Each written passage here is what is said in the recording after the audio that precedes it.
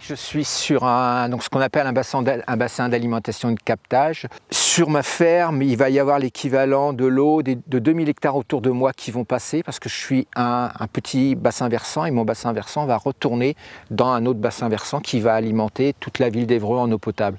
Donc je suis très sensibilisé effectivement à la qualité de l'eau que les Évroïciens pourront boire dans quelques années.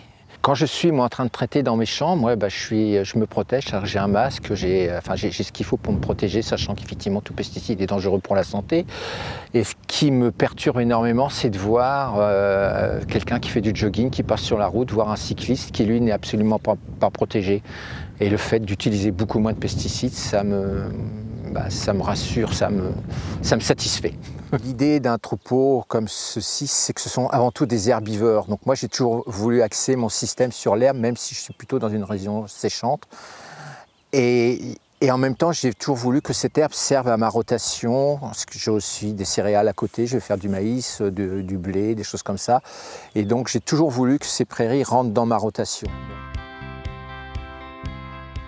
Comme je suis éleveur, sur les prairies, pour moi, ça a été très facile de démarrer sur les prairies, mettre aucun pesticide. Pour moi, c'est extrêmement facile de travailler là-dessus.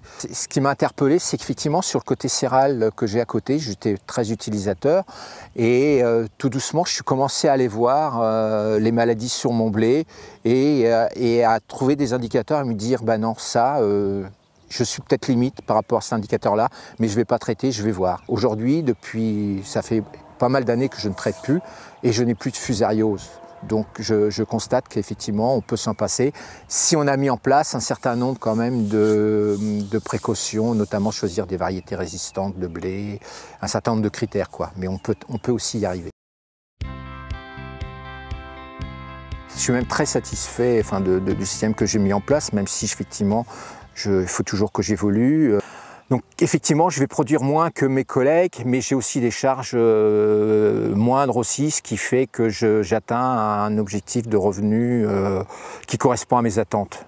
Et en plus, ce système me permet aussi de répondre partiellement à la demande de la société, à savoir utiliser beaucoup moins de pesticides.